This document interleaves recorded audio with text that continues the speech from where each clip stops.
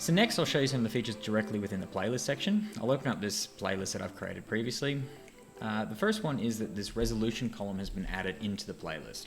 So one of the biggest support calls that we get is around content not displaying correctly on the screen, or maybe the screen isn't playing the content very well and they don't know why.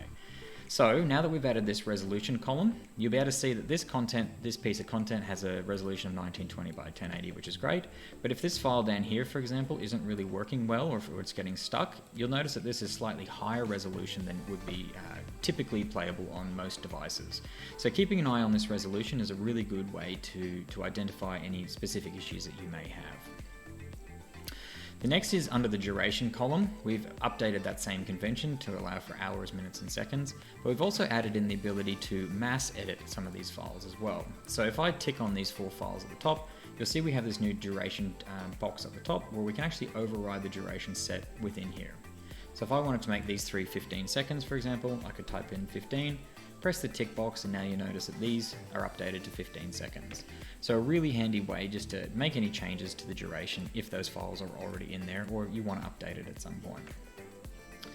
The next thing is for our advanced and pro license holders. Under the content level scheduling, we've now added in the ability to apply the schedule that you've created for this specific piece of content to multiple items within the playlist.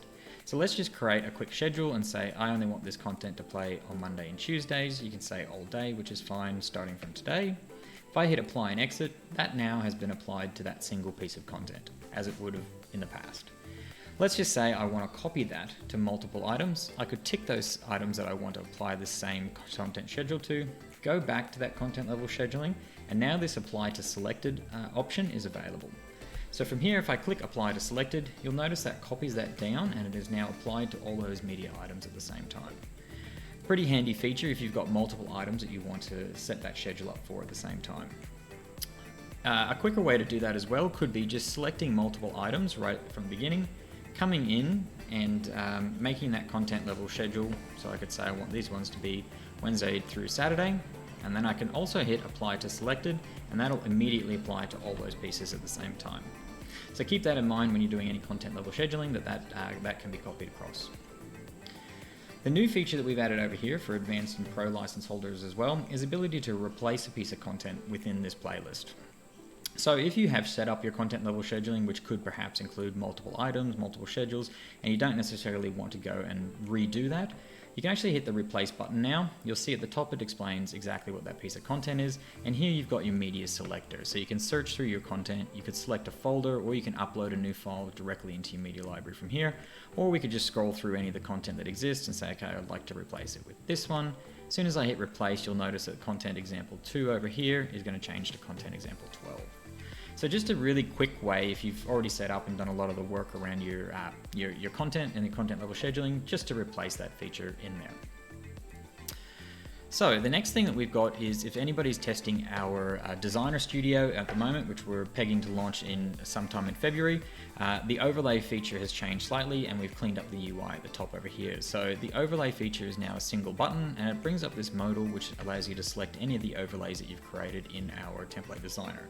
So if I want to put the clock overlay on this playlist, for example, I would select that, press set overlay, and now it's in this nice neat little button instead of being in 2. If you want to remove that, you can click on it again, click remove, and then it's removed that overlay. If anybody would like to test our designer studio, we can give you access. Just get in touch with us and we can apply that to your account. The other thing that we've added in is we've simplified the button structure up here. We used to have 2 buttons for media and playlist, but we've now put this into a nice little drop down. The features are exactly the same. If I click on media, this is your media modal as well as under the playlist section. Both are exactly the same. We've just tidied that UI up slightly. The next big thing that we've added is we've changed the terminology around our publish button. So we've had a little bit of confusion and a lot of feedback from customers saying, how do I save a playlist if I've created it, as opposed to just publishing it? So we've changed this to say save and publish. So now if I click on this, if I haven't assigned this to any screens at the moment or screen groups, then you can just hit save and it's pretty clear that that's just going to save the playlist into your playlist library. Likewise, if you come up here and select this screen, for example, you'll notice that it says save and publish. So we've just cleared up the terminology slowly around that. The other thing that you may have noticed is that we've added this new status in here under any of the screens that you're applying this to show whether it's currently online and whether there's any content currently assigned to it.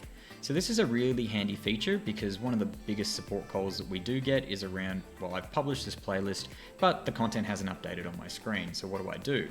So putting this nice little information in here will give a lot more clarity around, well, what's the current status of my screen and can it receive content updates? Same with screen groups. You've noticed that there's 3 offline here, so it gives you this nice little prompt here to say, okay, I might need to go check my screen and make sure that the content is going to update by updating the either making sure that the internet connection's on or the screen itself is online.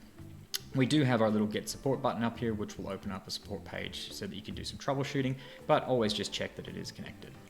If I were to hit save and publish and there are some screens offline, we've put in this secondary prompt saying, well, these 4 screens are offline and they've been offline for X period of time, so you're not actually going to receive the new content. But however, if you do publish it, it will download when it comes back online. So if you know that these screens are offline because you've got your screen is scheduled to turn off at specific times of the day, then you can hit publish. As soon as they pop on in the morning, then that content will download. So if I hit save and publish now, if they're online within about 40 seconds, again, that content will be updated on the screens. So there's some of the features directly within the playlist that we're pretty excited to share with you. As always, if you've got any feedback on any of this, please do let us know.